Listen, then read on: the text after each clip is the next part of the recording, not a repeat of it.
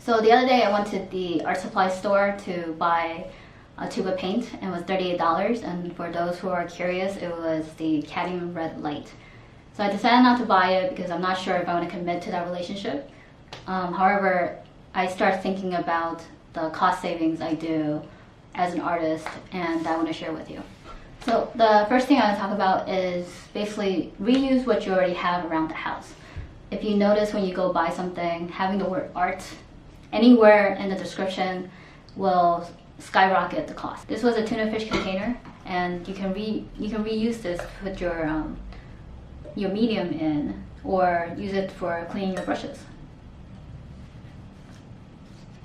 These are old cards that I have. Use it as a palette knife. Use it to scrape your oils or your watercolor and make different patterns. That's something you reuse for. You also cut the edges off or make it jagged depending on what kind of patterns that you want to use. You don't have to buy a palette knife. You can reuse things that's around your house. And just use it as a flat edge to create that line. Okay, these were milk gallons that I repurposed. I cut a big hole here so I have a place to put my brushes in and just basically fill up the water to here.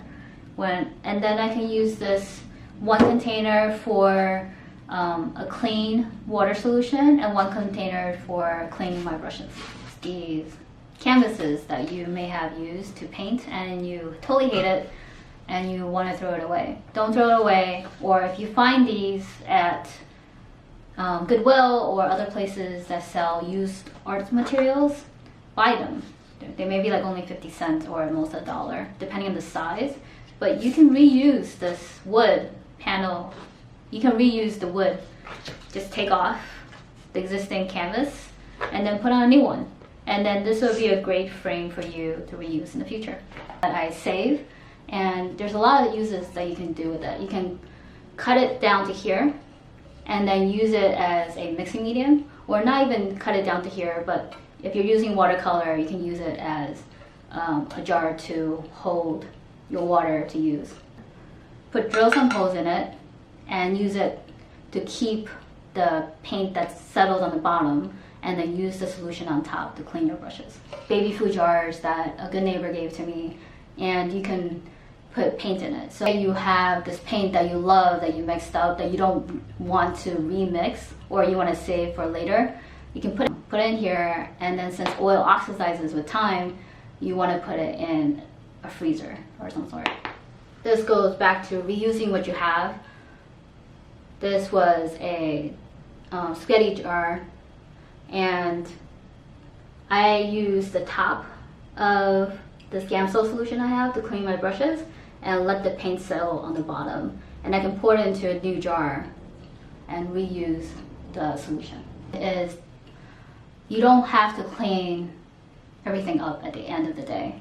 So this is my watercolor, and I may just want to use a particular green or blue, and I just wet that area, and then I can reuse that again. For oil, I may just put this in a container and make sure I can use it for the next day. And the other thing is, if you have too many colors and you want to use this as a mixing area, mix everything up together.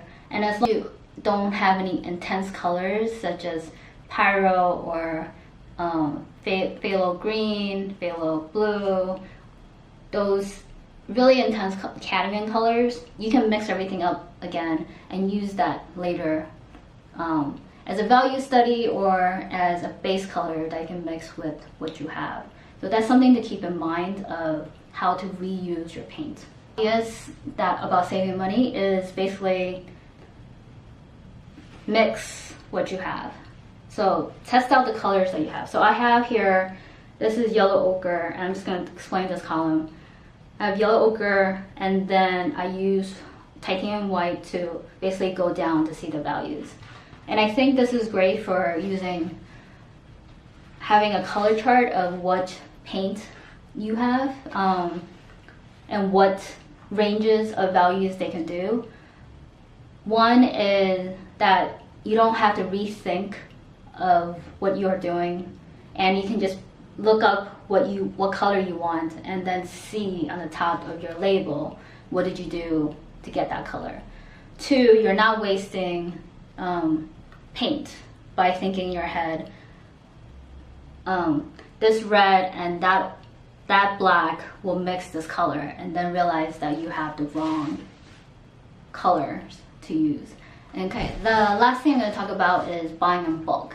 It really depends on where you are and how you create art. So myself, I have a home studio and also go to an open studio to paint with a group of artists.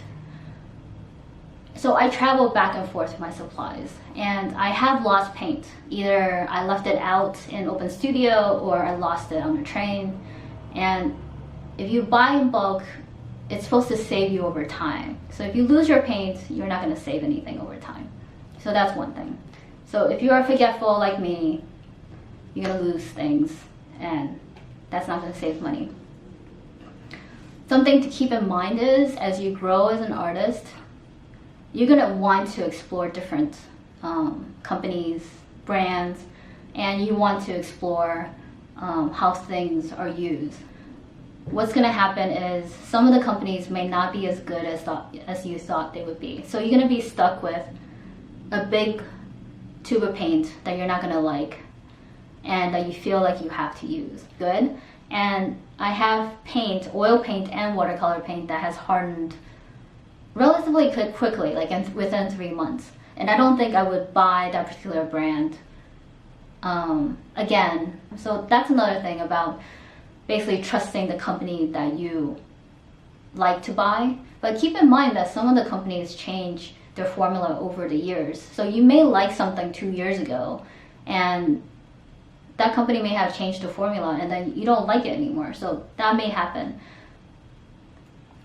So unless you know that particular paint that you're using and the company that you like, and you also know that you'll be using it a lot, yeah, go ahead and buy in bulk to save some money, but don't just do it to save money because that's what you hear. You know, evaluate how you work, how often you work, and what colors you use, if it is going to be a savings over time. Hopefully everything here helps you in some way, that you learned how to save some money and some tips. And if you have some tips, let me know and put in the comments below.